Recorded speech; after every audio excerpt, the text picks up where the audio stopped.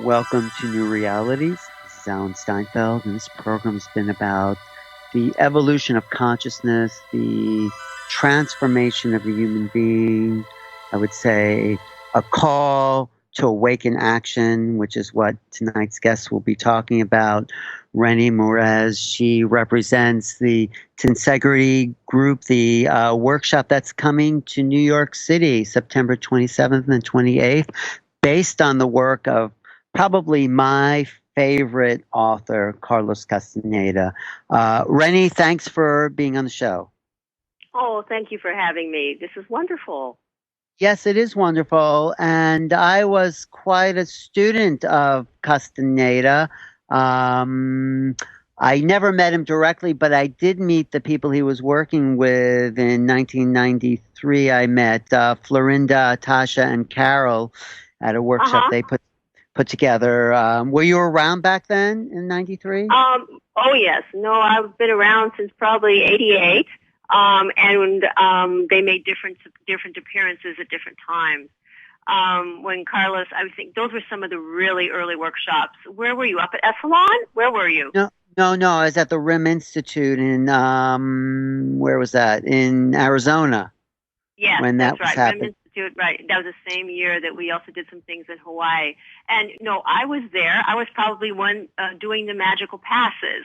And your attention went to Carol and Taisha and Florinda, which completely makes sense.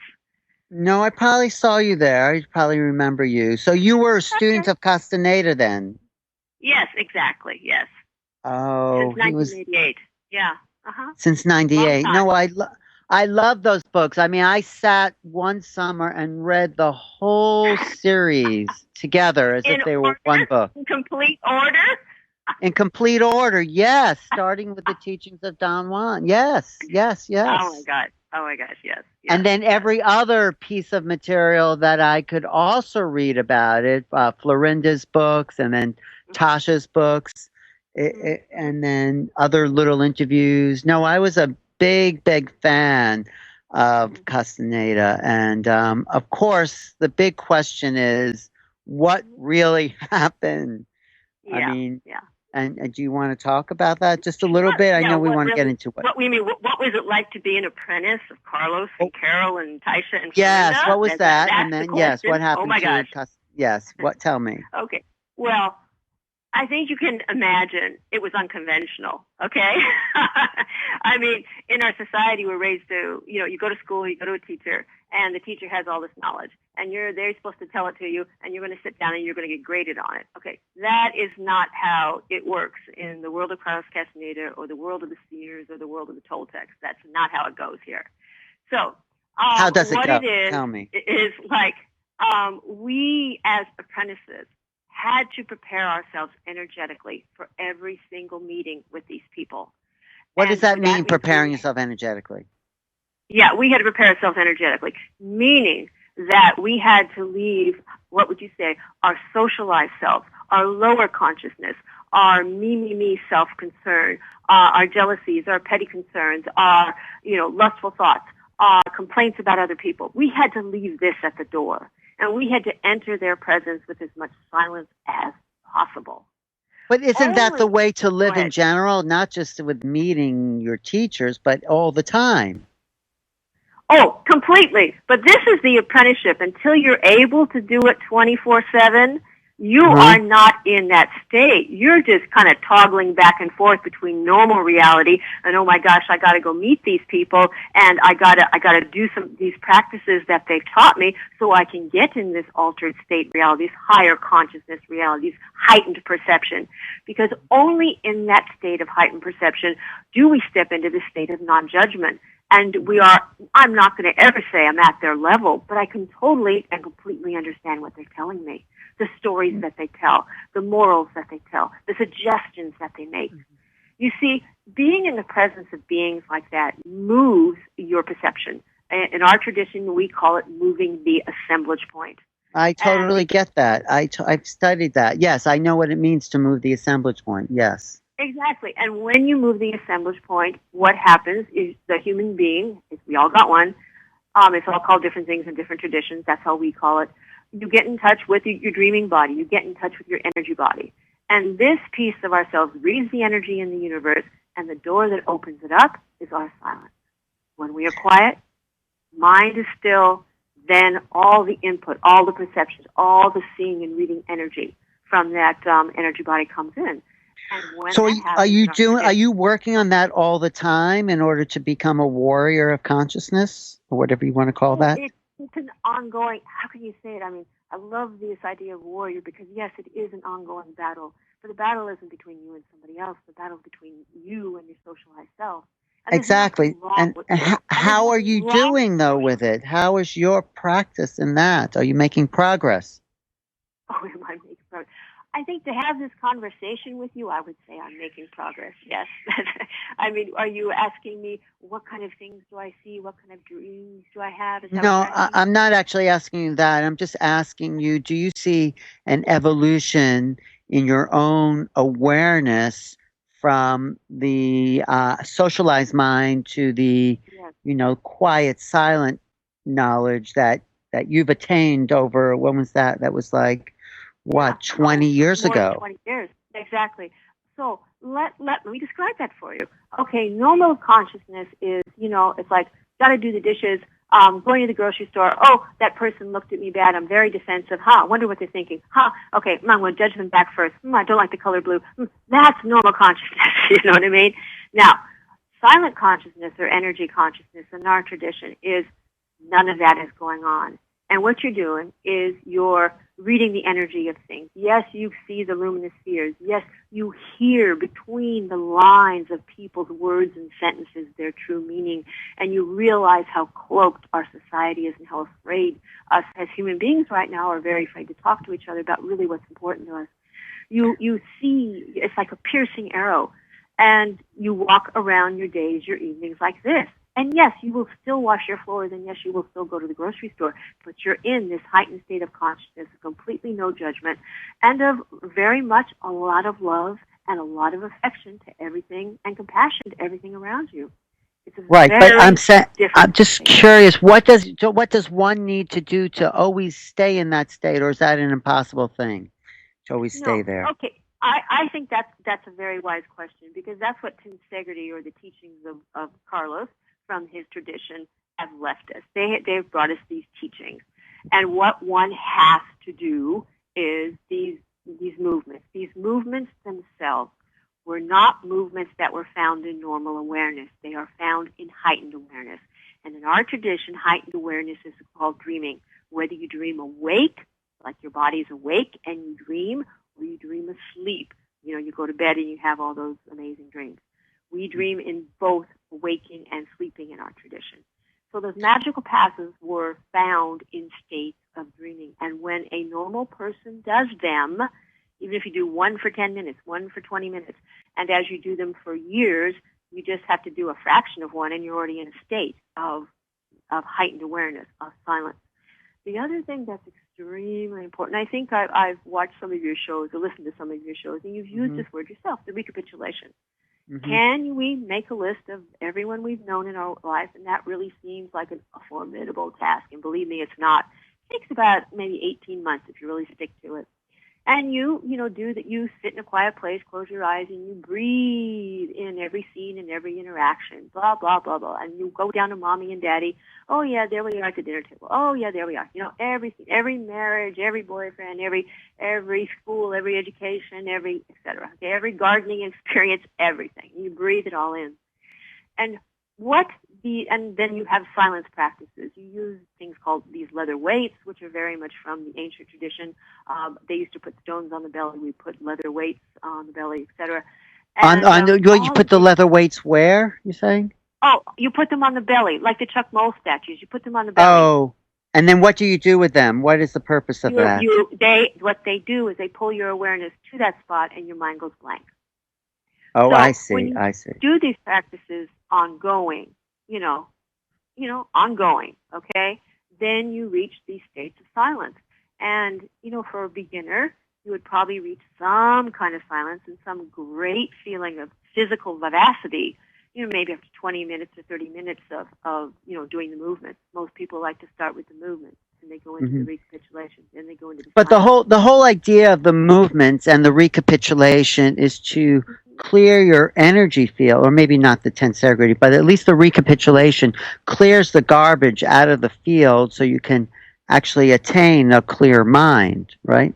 That's correct. Would you like me to explain to you how it looks energetically? Would that be yes? Okay. So, let's say you got your little human body there, and it's standing up. Okay, around your human body, you've got a luminous sphere. Okay, everybody sees that. I mean, excuse me, a lot of people see that. They see the aura. You know, the blues, the pinks, the yellows, the blah blah.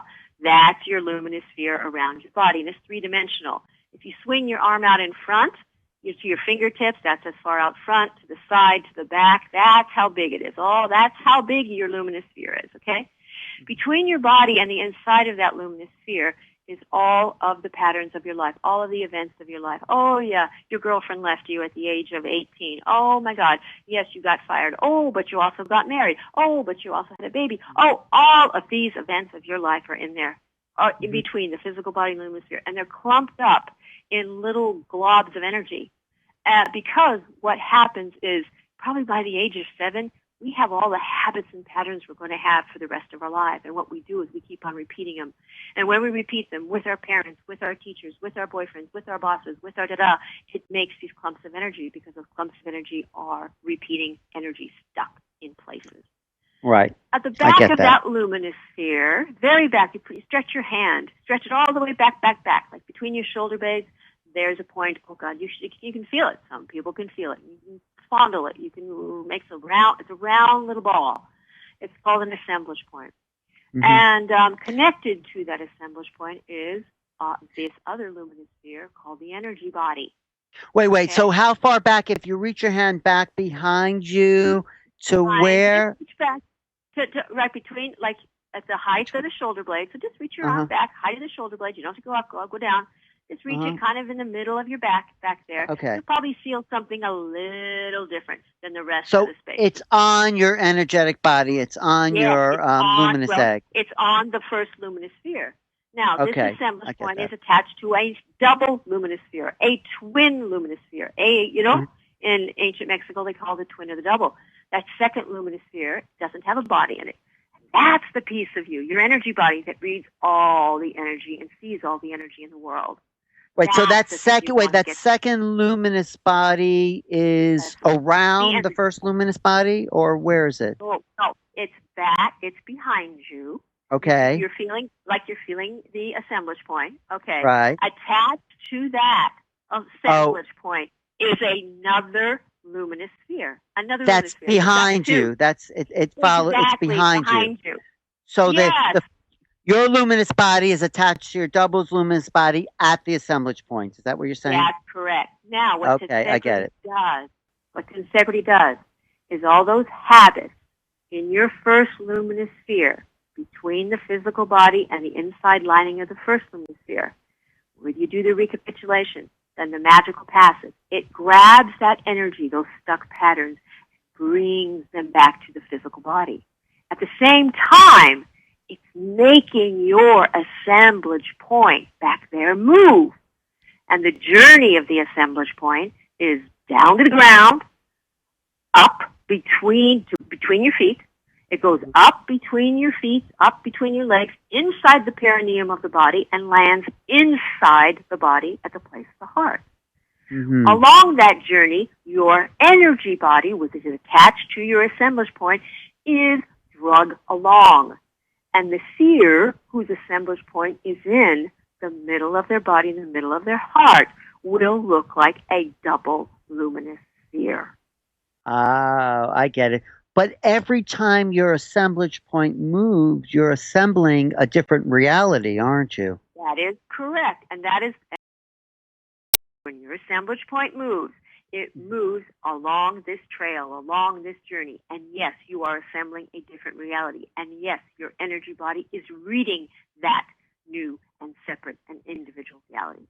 Well, it also moves a lot in dreams, and it also moves a lot on, I would say, alcohol and drugs, but that's not the kind of movement that you want it to have in those other states. It's still moving, and that's what's creating those altered states, from what I've been able to understand. Or accidents, these amazing accidents.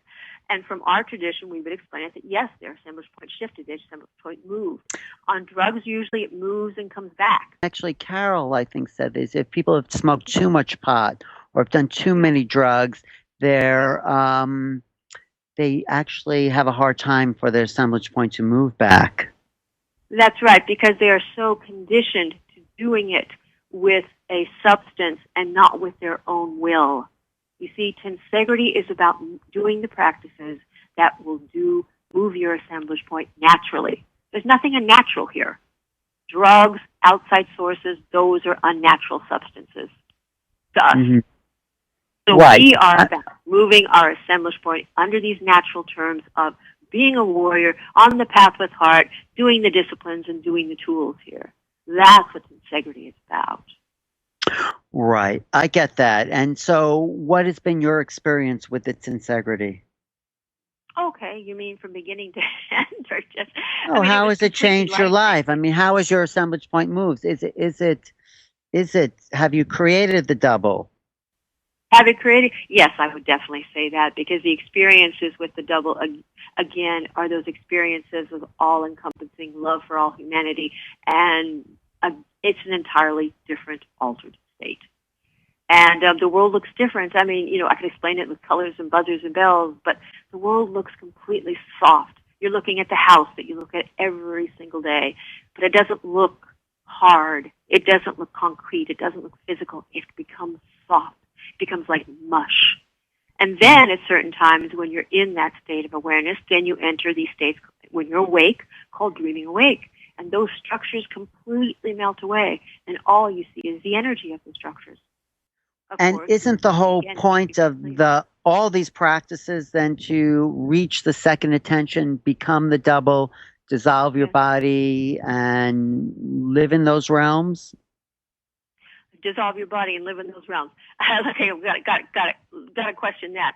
At the end of your life, because you're kind of merging what you do before you die and after you die together. So let's talk about before you die.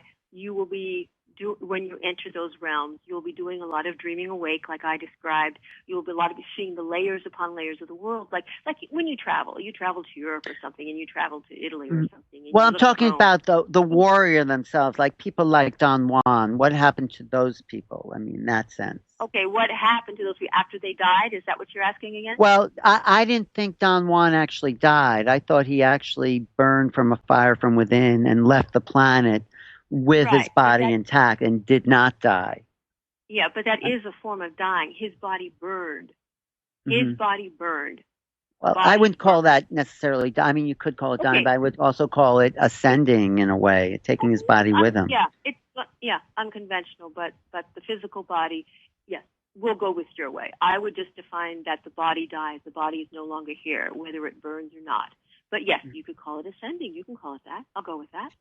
Well, that's just what I've heard it referred to in other terms. It's not, I mean, so in a sense, what I've heard from similar traditions, there's a Tibetan tradition of the rainbow body, and there's a Taoist tradition of you actually become a sort of the immortalized consciousness in a sense. But, I mean, that's the result of quite a lot of intense beingness. Work. Yes, work. Yes, and it's a lifelong thing. Exactly. And what you would say in our tradition is when your body burns, that the consciousness from your physical body will shift to your energy body, and that you will only be energy. And you can shift that consciousness to your energy body, and then you travel in worlds and worlds and worlds. Just like you did when you were in daily life in physical form, and you were sleeping in your bed and maybe having a dream at night, and you were dreaming your body was in the bed. So your body is not burned yet, but your energy body is dreaming in worlds, in worlds, in worlds. And at the end of your life, your physical body burns, and then that extra energy moves to your energy body, and then you travel further because you have much more energy. because you're And where are people traveling to? Where's the idea of the second attention? Where is it? On the other side, I don't think there's signposts, Alan, but that's a cute question. Where do they travel to? I mean, let's talk about other worlds. Maybe you've had experiencing maybe going into your dream space at night. Let's talk about there. And you go to these places that look nothing like normal reality. There's places where everything is completely telepathic. There's places where beings have spikes all over the place. There's places where there's no cars, there's no nothing, and everything moves on lines of energy. Most people experience early signs of this by they see themselves flying in their dreams. Flying dreams are really early signs of, okay, we're getting into some energy here. We're not just walking like our normal human self. We're flying. We're, like an energy body can fly and zoom and knock around like that. So there are other worlds, layers upon layers of the onion, as Don Juan describes, and each layer is another world. Right. So what happened to Castaneda? What's your idea about where he went and what was his? Because, he spent his whole life devoted to these practices and teaching them and being them. And I'm just curious. From my perspective and from what I feel and from what I saw at the end of his life, he went on the trail looking for Don Juan. So what happened to his body and his energy body and where... what? Because there's lots of talk about what did happen to him. Yeah, so let's maybe clear some of that up. Would that be helpful? Tell me. Yes, I'm interested because. Carlos wrote his first book in 1968. Blah blah blah blah blah. Right, and then blah blah. Okay. Now, in 1978, Carlos was able to leave. He was able to burn. He was in Mexico. In 1978, along with Carol. Yes. Did he leave with Carol? No, he did not leave. Carol is still here. Carol is here in physical form. I know, but Carol left and came back, didn't she? Yes, and she came back in 1988. Okay. I thought because when I saw her, she actually described the whole thing in incredible detail when I saw her speak, and it's like so intense. I started to feel that energy of that burning. Anyway, but tell me about Carlos. Yes. So what? So Carlos. So he was in Mexico and he was in a hotel room and there was a blue light. A blue light came to the window, and it started burning his toe. And he knew that this was the call to go, and he didn't want to go yet.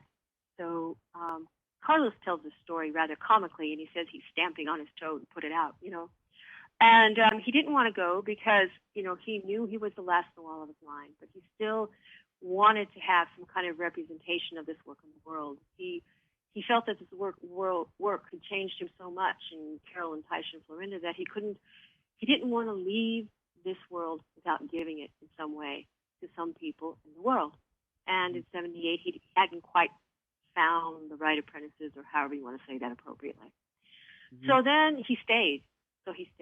And he tried different things. He didn't put on the workshops yet. He wrote more books. 1988, Carol comes back, Carol Tiggs, and I'm sure she told you the story of where she was, right? She did. I will just tell people who don't know who she is. She was part of Don Juan's warrior party. Although she was the next generation along with Castaneda, they were both Naguals. And the tradition, as I read it, is that the Nagual woman of the next generation leaves with the previous generation's warriors party, as they all burn with a fire from within and translate to this next dimension. She left with Don Juan, and she tells an incredible story. I loved how she said she was walking down the street in Mexico, and suddenly her body just started dissolving, and then it was 10 years later. Basically, she just saw light. That's how I remember it. I don't know exactly what she said, but it was pretty good. That's pretty But good. It was really funny. She said, and I do remember, I actually took notes. I think she said the feeling was a combination of elation and an awful stomach ache. And slowly she felt, and she saw her feet starting to dissolve, and boom, she was gone. And then next thing she knew was 10 years later, she was stumbling down the streets in Mexico. And exactly. Exactly. And I totally believe. I mean, it's not that I believe. I mean, I know it's possible. I mean, I'm with her with that. You know, a lot of Yeah. people may doubt that story, but I don't because No. I know stranger things are possible. So anyway, Exactly. So anyways, then yes. as she left, okay, and then okay, so in '88, so she comes back, okay, and this is what I think galvanizes Carlos's work in a very different direction. She's the one that really mentions to Carlos, hey, your apprentices, they don't have enough energy to even pay attention to what you're saying. They don't understand what you're writing. They can't get it. So, you know, when she came, then Taisha and Florinda and Carlos, they started something new, and this was bringing out the magical passes that they were taught by Don Juan and have been with the generations for years all this time, bringing out. But didn't the magical passes happen like way after '88? I mean, didn't they happen in the '90s at some point? That's correct. Well, '88, and then he started having a few scattered workshops. Okay, in the '90s, of which you said you went to one in '93, and then he started with the videos. The videos is what made it amazing. He started with the videos of the movements in '95, and that is what launched everything. I mean, he was, as you know, he went. He was a guest speaker. He was a speaker at those early workshops. Yeah, I never actually met Carlos. I only met the women or the witches, as he called them. But I would have loved to have met Carlos, but. Yeah. He didn't make it. You would have loved. I agree. So you would have loved to have met him. Yes, he was the person I totally. I mean, after reading those books, which totally opened me up and changed the way I think about reality. Yeah. But then what happened to him? What are you saying? Okay. So then he brings all this out now, because he was able to leave in '78, and because he didn't. It took a huge toll on his energy, and therefore, yes, he got cancer. He got liver cancer. Last 10 years of his life or so, he had liver cancer. And, you know, he never did any kind of traditional healing on it or anything. And he just, you know, he accepted his fate. He goes, well, I am staying here to get these teachings out. Harold Tiggs has come, Taisha and Florinda. We're all galvanized now. We're all going to bring them out in a very different way. And so he stayed. He stayed as long as he could, and he lasted till 98. And then what happened to Tasha and Florinda? When Carlos, how do you say it, left, however you want to say it, ascended, left, however you want to say that. Then Tasha and Florinda, they went traveling. They said, you know, because, you know, Carlos asked each one of them, and they go, you know, do you want to come with me now? Is it your time to come with me? And they said, no, it's not my. I go, we'll find you when it's our time, but it's not our time to burn yet.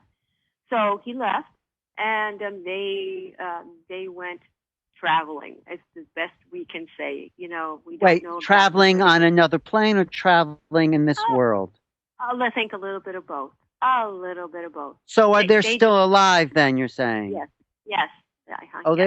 Are you in touch with them? Are they in touch with Claire Green? They were in touch with us for a couple years. They were in touch, particularly with Carol Tiggs, because they were so close to her. But we haven't heard from them in a number of years. But their presence is not in the astral. Their presence is still here in physical form. In the physical. I see. Oh, okay. That's good to know. I'm happy about that because anybody you meet on the streets of New York could be them. So pay attention. Well, I had a really good connection with Taisha. You know, we talked a little bit when I met her there, and she said, "Wow, you really understand the assemblage point stuff." So I don't know.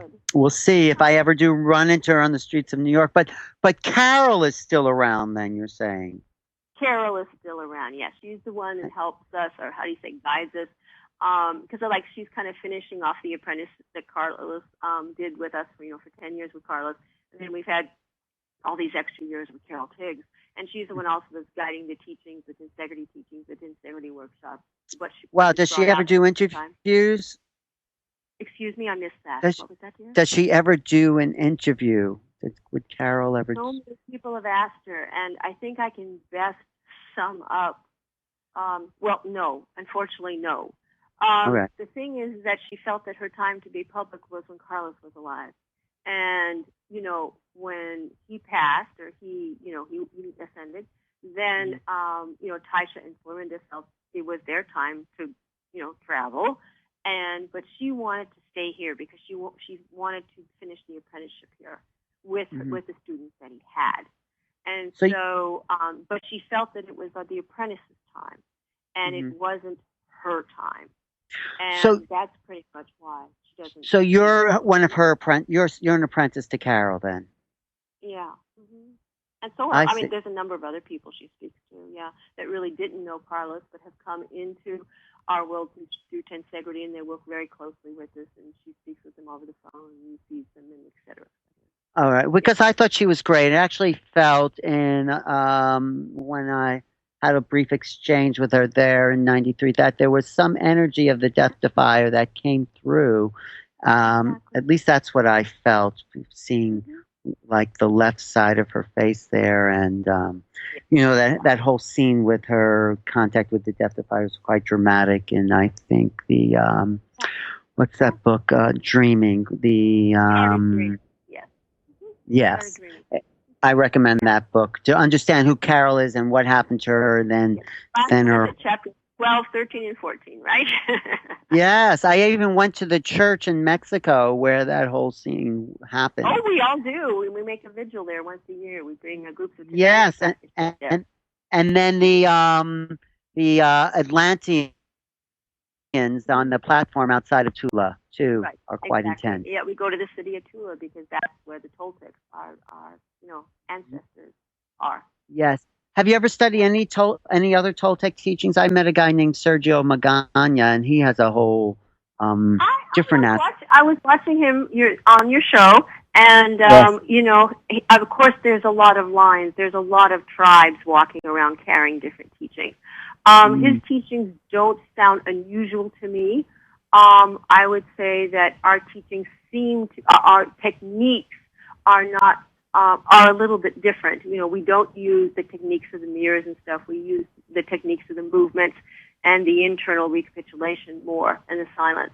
So it might be slightly different in that way. But you know, we're all going the same place. You know, it's just pick a path, which one resonates with you, and follow it and be true to it. You know, he's great. I mean, the Obsidian mirror practice that Sergio teaches from the ancient Toltec tradition is very powerful. It's a form of recapitulation because as you're looking into the Obsidian mirror, you see all these old energies start to come up, and the Obsidian sort of pulls it out of you. It's a sort of variation on recapitulation in a way. Recapitulation, right? Yes. Exactly. Yeah, that's what I mean. I think all the practices of these similar lines, they'll call them different. The practice is different, but I think they have an intention, a very similar intention. Right, and the destination is the same. I mean, can you talk about then what it means, what you sort of did to be in the second attention? I mean, this waking life is the sort of first attention, which most people walk around sort of like spaced out or with their focus, and then there's this whole other level, or I think Sergio Magana would call it the living in the Nagual as opposed to the tonal. It's the same way, living the Nawal, right. The same. Yes. So what does that mean to live in the Nawal? Well, okay, so I've already described it. It's where you're in very sincere and very severe connection with your energy body. So your mind is still, and you're perceiving the energy as pure. I mean, the world is pure energy. That's what it's very much like. And then you can, like I said, if you do travel, and you'll go see an ancient castle or something.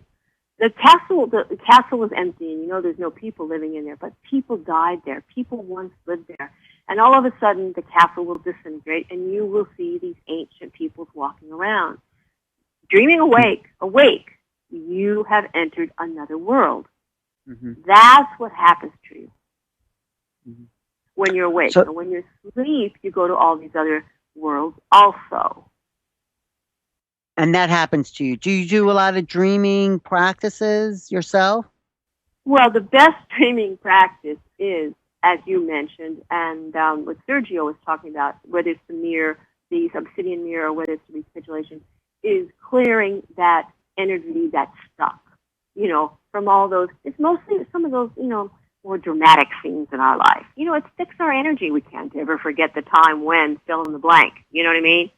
Mm-hmm. And so that is the best thing for dreaming, because when you're sitting there reviewing the scenes, you are focusing your attention on the scene. In our tradition, you turn your head from side to side, you close your eyes, recall the scene, recall the person, recall the scene, turn your head from side to side and breathe it in. You are focusing on the scene. You are moving your gaze. You are moving your attention from object to object in the dream. When you read Carlos Castaneda's book, Art of Dreaming, which describes how to dream in the sleeping state, that's the first thing you learn how to do. Oh, I find my hands or I find a body part. Sergio also talks about finding a body part. He finds himself in the mirror. Okay, mm-hmm. We don't do that. We find hands, we find feet, we know, oh my God, I'm in another world. Something different happens to you. Other facets of that is when you move your attention from object to object in the dream. Because what you want in the sleeping dream state is to be able to will yourself around just like you do in normal awareness here. Oh, I'm going to go to the kitchen sink and get a glass of water. You want to be able to do it that easily in the sleeping dreaming state. So can you do that now after doing those practices? Yes. Every night do you do that? You will yourself? No, you don't. I personally don't dream that way every night. I have a variety of dreams. Carlos Castaneda talks about a level of dreams. I would say that after numerous years, I dream every single night. But sometimes I have those first level dreams, which is just dreams of your day, but still, I think you call it lucid dreaming. But, there's your bosses and there's your house and your neighbors and all that. But still, you're quite aware in that dream. And then maybe once a week, maybe if I got once a week, I'll have one of those second level dreams, which are the more outrageous ones.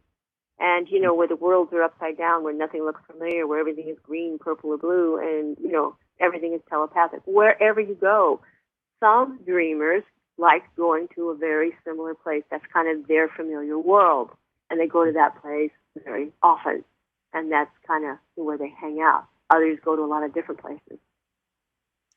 I see. So it's a practice. I mean, the practice is to get very proficient at that. Isn't that part? Yeah. In the first attention and the second attention. I mean, as you were talking about dying or leaving or ascending, when you get to the end of your life, I mean, you're going to have to give it up. So what sincerity does is, along while you're living it, you're giving it up slowly. You give it up slowly. So at the end of your life, you're empty of it. And you're really ready to take off. Empty of what? Empty of what? You're empty of your life. And what's the purpose of that? Of the concerns of your life. And why is that important? Okay, the concerns of your life, like I said, is the normal awareness concerns. Mm-hmm. Yes. And so, by the end, with the recapitulation, your normal concerns slip away, and you begin to have more energetic concerns. Right. And so if you have no of the mundane concerns, you have a lot more energy available to you, you're saying. That's correct. That's correct. And what do you do with all this energy? What's the point of it all? What's the point of it all? The point of it all is that the human being, it has a natural birthright of being in touch with their physical body and their energy body. And for some reason, somewhere in our evolution, we lost contact with our energy body. When you think about the evolution of man, okay, the traditional story, the conventional story is monkeys came down from the trees, walked on 2 feet, and that's called a man, okay? So somewhere in those early evolutionary period of our being man and woman, walking on 2 feet, we were shamans. We did have our energy body because that was pre-language. We didn't have language. Yes, we had the lizard brain. Yes, we had the mammalian brain on top of it. Yes, we had a frontal lobe. But all three of our brains were there, but we did not have language. And in that pre-language state, We were connected to everything around us. We could feel the trees. We could call the wind. We were in touch. This is what tensegrity and I would say shamanic traditions attempt to return you to. No, you're not going to become a Neanderthal, but we all carry that ability within us to be what we were before. Again, once you step into silence, you need that silence. You need that pre-language, pre-cognitive state. Once you step into it, whether you do Buddhism and sit on a pillow and breathe for 2 hours, you get there. And when you get that, you feel the interconnectedness of the universe. And you see things starting to dissolve. You see things starting to merge. You don't feel separate from anything. You don't feel alone. So you're saying language has created an artificial barrier to our energy body, and it's created what I guess Castaneda was saying, the flyers or the mind or the thought form possessions. I don't know how he called it, but we've been our minds have been taken over by language, and it's not us that language, and it's a kind of in a way it's a kind of entity in a sense that possesses all our thoughts that makes us think we're thinking when in reality it's distracting us from our energy body and actually stealing our energy. So, I mean, is that what he said? True. I mean, very exact. Yeah. Very accurate. Very accurate. So the way to get our bodies back and ourselves back is to go into the silent knowledge and get away from the like this, I guess he talks about in his first book, the internal monologue that's always talking to us. Dialogue, yes. The internal dialogue and the personal history. That's correct. Right. Yes. Right. So if we can overcome that, we'll have a lot more energy available to us to travel, is what you would say. To become correct. A master. Correct. A master. And it's available for everybody. This is what Carlos and Carolyn, Taisha, and Florida did. They made it available to everybody. No longer do you need to be in a little tribe running around Mexico, It's available to everybody. Well, it's always been available to everyone. I guess that's what meditation's about, and some of the Buddhist practices and the Taoist practices. There's the human energetic physiology is the same in for everybody, but the traditions that have been able to become silence have been able to discover that, I would say. Yes, and be able to describe it according, to their lineage, according to their way of seeing it. I would say that's true, yes. So who is the death defier? Because he did not die, did not die and is still somewhere on this planet. Yeah. Can you tell me about that? Surely. Okay, especially because you were intrigued about Carol Tiggs and her story of the death defier. So yes, and feeling the death defier actually come through her when I had a little moment with her. It's like, wow, there's something going on there. So, I mean, in a way, I think he's given her some of that energy. And who knows, but that could have been why she came back when she wasn't really supposed to come back. Mm-hmm. I mean, it could have happened. I mean, that could have been. Who knows? I mean, I'm just making this up, but I don't know. I think that's great. That's a great rationale. Okay. Putting it together, great. We'll go with that one for now. Well, no, I'm not saying go with it. Who knows what the real? But what do you get about this? It's as plausible as any other I've heard. Death defier, as you probably read. Are you okay? Are you there? Are you there? Yes, I'm good. Okay, sweetheart. Okay. So the death defier, again, is an ancient seer, and it wasn't on the wall, just an ancient seer in our lineage.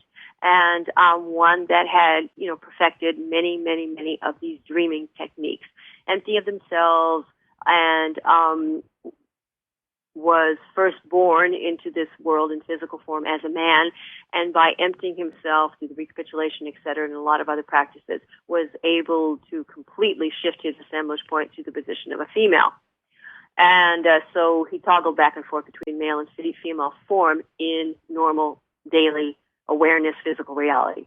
Okay, at the end of his life, his or her life, he didn't want to go to the other world. He wanted to stay here. He really liked this place. And but his physical body wasn't going to last forever. So what he did was he made, you could say, agreements with the Nawals of our line, at least the Nawals that would have an agreement with him. You know, you don't make agreements. No one has power over you in this world. No inorganic being has power over you. You make an agreement with them, or you don't. And so he went through, you know, he asked each Nawal of our line, do you want to, you know, can I piggyback? Can my consciousness piggyback onto yours? As you read in the books, Don Juan didn't want to do that. As you read also in the books, that was really easy for Carlos Castaneda to do. And then when Carlos left, then they went to Carol Tiggs. So you are correct. Carol Tiggs currently carries the Death-Defier. And so wait, she carries the Death-Defier with her as a part of her consciousness, you're saying? Yes, she carries the energy of the Death-Defier with her. And when the Death-Defier comes and makes a presence in the room, it's not a separate entity. It's her. Oh, but when that's why I felt the Death-Defier come through her left eye when she looked at me. Yes, that's correct. Because her eyes, when the Death-Defier is with her, her eyes will turn black. Yes, I saw that. And, you know, when I was looking at her, I could only see her left eye. I wasn't seeing her right eye. It was like her face was split. And there, I felt that. And in a sense, a transmission or connection or whatever. Yeah. Now, when we do the tours in Mexico, which we take people on every year, and we go visit the church in Tula where, you know, Carlos and Carol met the Death-Defier, you know, the spirit of the Death-Defier is there. She kind of leads that whole tour. When you go to her church, so many people feel her. So many people have started dreaming with her in their dreaming space. I'm calling it her because that was female was her last incarnation. And so she's quite, she's an inorganic being, a quite prominent inorganic being of our line. Wait, you saying she changed from an organic being to an inorganic being?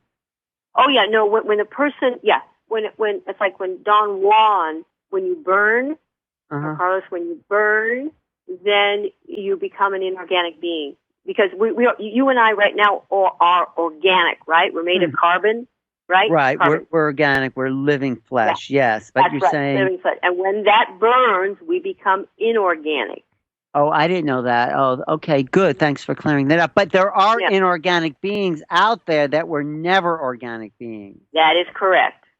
Yeah, most of them, I would say, are pretty inorganic. Yes. Yeah, I mean, pretty inorganic from birth, whatever their birth was. Yes. Yes. Energy, the pure energy. But anyway, I see. So that inorganic being of the Death-Defier attached itself to Carol and now is kind of feeding on the energy of that lineage, would you say? I wouldn't say feeding it because it's always in exchange. You see, a lot of people, I think, when they read some of the books and they go, oh my gosh, the inorganics, what am I going to do when I meet an inorganic? Oh my God, you can meet them dreaming awake. They can walk into your room, or you can meet them in your dreaming sleep. You know, they go, oh my God. They're everywhere, those inorganic beings. They sure are. You know, and I go, you just, you know, you pick a friendly one. There's some which kind of resonate with your energy and make you open up your heart, and those are the ones maybe you want to deal with. Those are the ones you might want to make a few friends with. Well, Don Juan used them as allies. I mean, didn't Don Juan capture them and sort of use them as allies, just sort of do work for him? I mean, that's what I understood in the earlier book. I mean, Don Juan wasn't a real, how can I say it? He didn't like mixing his energy with inorganics. It wasn't his thing. It was more of Carlos's and Carol's thing. So, so his interaction with the inorganics was completely different. Did he capture them? I know as much as you do from reading the books. You know, maybe the allies were different then. I thought the allies. Well, you see, the allies were an inorganic being that was attached to a physical person that basically was, you know, a companion. That gives you an inorganic being, because they already live in that second attention, gives you an extra energetic boost. The problem is that many people, how do you say it? accept an inorganic into their life when that human being is not fully recapitulated. So they can use that inorganic being for, let's say, not so nice purposes. That happens a lot on, you can maybe call it astral levels, where certain astral beings kind of suck energy or emotion or addictions even off of their host, that kind of. Right, exactly. But how we were taught to use them is it's always an agreement. It's always an exchange of energy.